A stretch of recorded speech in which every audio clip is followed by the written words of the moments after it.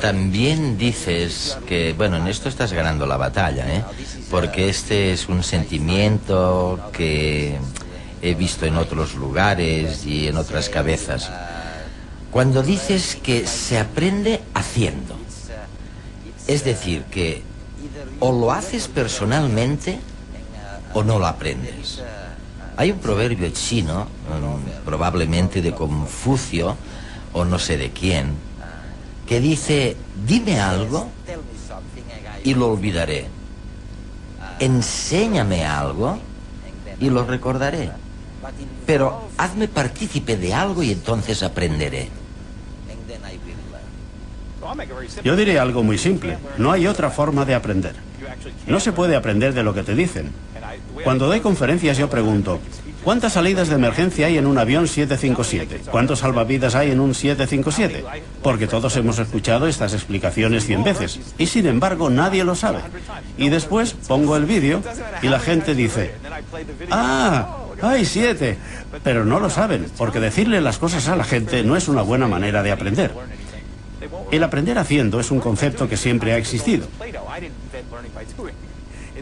En este país había un educador, John Dewey, que era un gran defensor del aprender haciendo.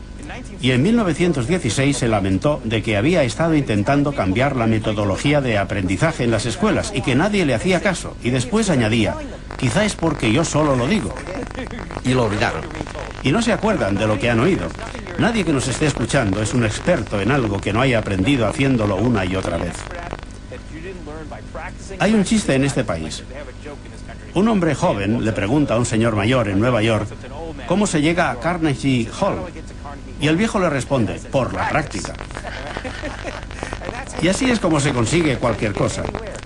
Si entiendes la educación como otra cosa que no sea práctica y experiencia, te has equivocado en tu percepción de la educación.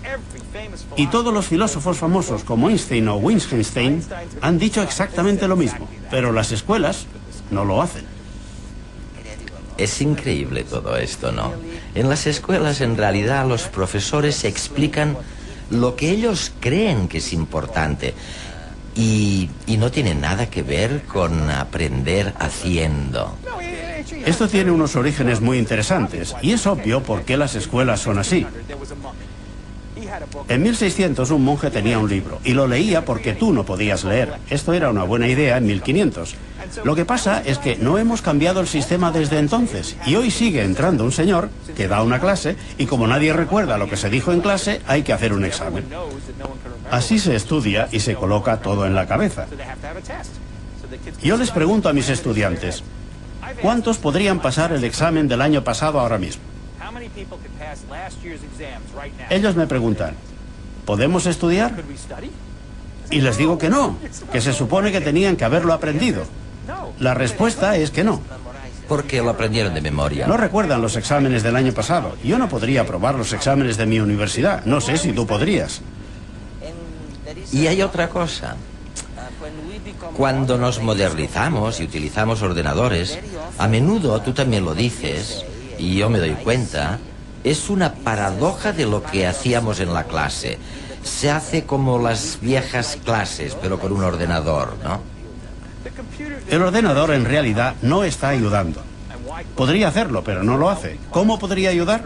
Si proporcionara experiencias, permitiría que los estudiantes pudieran hacer cosas en el ordenador.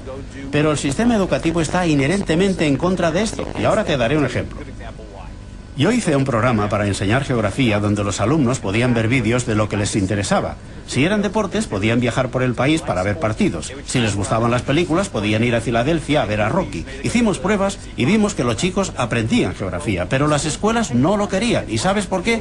Porque un niño iba a California mientras el otro iba a Nueva York. Y no podían controlar qué era lo que estaba aprendiendo. Roger, ¿podremos poner remedio a todo esto en los próximos años? Mediante un aprendizaje creativo, con los ordenadores o con lo que sea. Lo que me digas, ¿de qué manera puede el ordenador ayudar a salir de este desastre? Los ordenadores son una solución, pero no tienen por qué ser la solución. La clave es el sistema.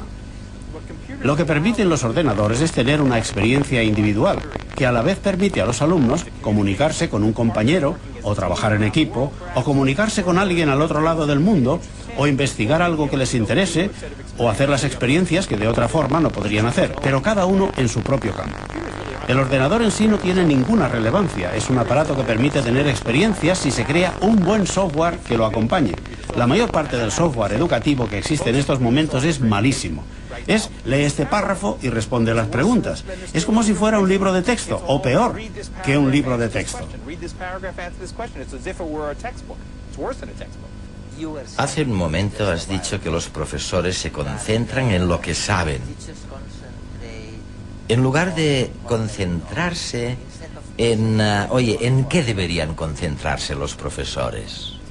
Los profesores deberían concentrarse en intentar comprender qué es lo que los estudiantes pueden hacer y en ayudarles a hacerlo. Si yo quisiera aprender sobre fotografía, ¿cómo lo harías? ¿Me darías un libro sobre historia de la cámara de fotos o me enseñarías cientos de fotografías buenas y malas? ¿O me darías una cámara de fotos y me dirías, ve a hacer fotos y cuando vuelvas veremos cómo hacerlas mejor? Esto es lo que yo creo que debe ser la educación. Hay que tutorizar a los estudiantes a mejorar lo que hacen mientras practican y mejoran.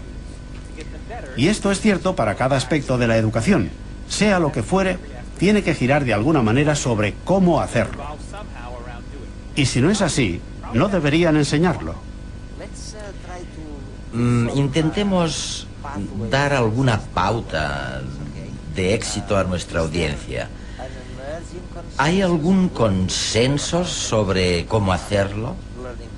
Una cosa que ha quedado clara es lo de aprender haciendo. Esto ya es algo. Es posible que la gente no sepa cómo hacerlo, pero, bueno, debe hacerse. Aprender debería ser divertido. Esto ya te lo he oído a ti y a otras personas. ¿Qué más hay consensuado ya? ¿Sabes cuándo las escuelas no están tan mal? Con asignaturas prácticas. Una vez me llamaron de una escuela que enseñaba asignaturas técnicas y tenían una escuela de cocina y allí había 20 cocinas y 20 estudiantes. Les dije que no me necesitaban porque ya cocinaban.